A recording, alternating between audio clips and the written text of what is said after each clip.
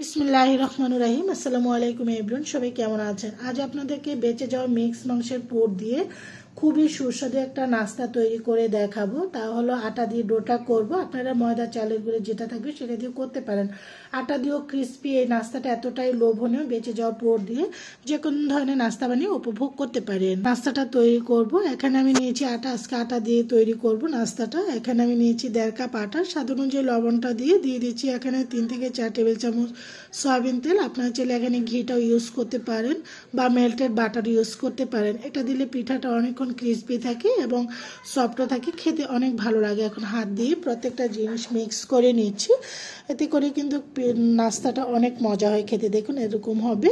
এখন আমি দিয়ে দিচ্ছিল পানি দিয়ে ডোটা করব। এখন নর্মাল টেম্পারেচার একটু পানি দিয়ে আমি ডোটা করে নিচ্ছি। আপনারা চাইলে লিকুইড ব্যাটার দিয়েও কিন্তু তৈরি করতে পারেন সুস্বাদু যে কোনো ধরনের নাস্তা। তো আমি একটু আটাটা ডোটা একটু শক্ত করে কিন্তু রুটি বেলে তারপর নাস্তাটা তৈরি করব, একটু অন্য ডিজাইনের করে বল আকার করে আর কি। তো আমার ডোটা কিন্তু আস্তে আস্তে হয়ে আসছে। আমি একটু পানি দিচ্ছি, অতিরিক্ত পানি দিলে ডোটা নরম হয়ে যাবে। আমার ডোটা হয়ে গিয়েছে। এখন আবার একটু ময়ান দিয়ে ভালো করে ডোটাকে ঢাকনা দিয়ে একটা কিচেন টাওয়াল দিয়ে ঢেকে 5 মিনিটের জন্য রেখে দেবে একটা সাইড করে। আমি যেই সাইজের রুটি বানাবো আর কি।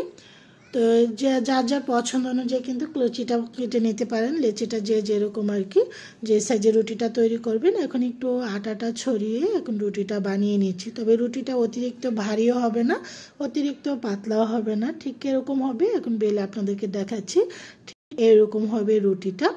তো এখন আমি এখানে একটা দিয়ে এরকম কাটা দিয়ে আর কি, রাউন্ড কাটা দিয়ে, এগুলো বাজারে কিনতে পাওয়া যায়। আপনার যে কোনো ধরনের বাসার ঢাকনা বা স্টিলের মগ দিয়েও কেটে নিতে পারেন। এতে করে প্রত্যেকটা পিঠা একই সাইজের হয়, দেখতেও ভালো লাগে।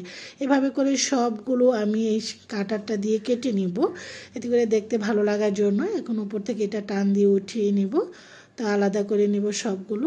আশা করি আপনারা এই সুস্বাদু নাস্তাটি বানিয়ে উপভোগ করতে পারেন যে কোনো বেঁচে যাওয়া পুর দিয়ে। তো পুরটাকে আবার একটু গরম করে নিচ্ছি। এটা হলো মুরগি এবং গরু মিক্স করা। তারপর সেই পুরটার মধ্যে আবার একটু ফ্রেশ ধনেপাতা দিয়ে পুরটাকে আবার একটু গরম করে নিচ্ছি। এতে করে কিন্তু খুব সুন্দর একটা ফ্রেশনেস ভাব আসে। যেহেতু 2 দিন ফ্রিজে ছিল, এই পুরটা দিয়ে নাস্তাটা বানাবো আজকে। তার জন্য এখানে পুর দিয়ে দিচ্ছি, একটু করে একটু ছড়িয়ে দিচ্ছি এভাবে করে। তো আপনারা চাইলে আপনাদের যে ছোট্ট সাইজের রুটিটা যেভাবে যে সাইজে নেবেন ঠিক সেইভাবে পুরটা দিতে পারেন। আমি পুরটা কিন্তু প্রত্যেকটা রুটির উপরে ছড়িয়ে দিয়েছি। এখন আরেকটা উপরে ফোল্ড করে এভাবে দিচ্ছি, ঢেকে দিচ্ছি আর কি। এটা দেখতে অনেকটা পুরির মতন লাগবে। এভাবে করে সবগুলো উপরে আবার সেই কাটা রুটিগুলো, রাউন্ড কাটা রুটিগুলো আমি এভাবে করে আঙ্গুল দিয়ে চেপে, আপনারা চাইলে সাইডগুলোতে পানি দিতে পারেন, আঙ্গুল দিয়ে চেপে দিলে হবে। যেহেতু এটা কাঁচা রুটি ছিল আর কি, আটা দিয়ে তৈরি, এভাবে চেপে দিলে খুব সুন্দরভাবে লেগে যাবে। যেহেতু সাইড দিয়ে একটা ডিজাইন করব, তখনই আপনারা বুঝতে পারবেন। এভাবে করে এখন হাতের মধ্যে একটা রুটি উঠিয়ে নিয়ে এভাবে আঙ্গুল দিয়ে চেপে চেপে সুন্দর একটা ডিজাইন করব। এভাবে করে প্রত্যেকটা ডিজাইন করে আমি নাস্তাটা তৈরি করব। আশা করি সবারই ভালো লাগবে। সে রেখেছি, এখন এক এক করে সেই নাস্তাগুলো দিয়ে দিচ্ছি। তো তেলটা যেন অতিরিক্ত গরম যেন না হয়, অবশ্যই কিন্তু সেদিকে খেয়াল রাখবেন, তা নাহলে নাস্তাগুলো পুড়ে গিয়ে একেবারে বাজে হয়ে যাবে। একটু হালকা গরম হলে কিন্তু নাস্তাগুলো দেবেন। এখন একটা স্ট্রেয়া দিয়ে প্যাচোলা দিয়ে এভাবে করে একটা থেকে আরেকটা ছাড়িয়ে নিয়েছি, যেন তো কোনোটা গায়ে কোনোটা না লাগে। ফুলে কিন্তু একেবারে টইটুম্বর হয়ে গেছে ফুটবলের মতন। এখন পিঠাগুলো এক এক করে উল্টে দিচ্ছি।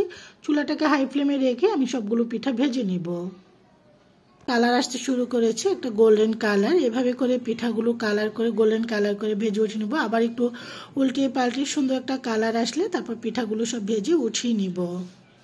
ভাজে এখন এভাবে একটু কাত করে নিচ্ছি, এতে করে এক্সট্রা যে তেলটা সেটা কিন্তু কড়াইয়ের মধ্যে কিন্তু লেগে যায়। এভাবে করে সবগুলো পিঠাই উঠিয়ে নিব স্ট্রেনারটা দিয়ে। সেই নাস্তাগুলো সার্ভ করার জন্য এই যে দেখুন কতটা সুন্দর, একেবারে ফুটবলের মতন হয়েছে। নিচেটাও দেখেন কতটা ক্রিস্পি, ক্রিস্পি। নাস্তাটা ভেঙে দেখাচ্ছি, দেখুন কতটা সুন্দর হয়েছে। আলহামদুলিল্লাহ। আশা করি আপনারা এভাবে বেঁচে যাওয়া পুর থাকলে নাস্তা বানিয়ে উপভোগ করতে পারেন। সবাই ভালো থাকেন। আল্লাহ হাফিজ।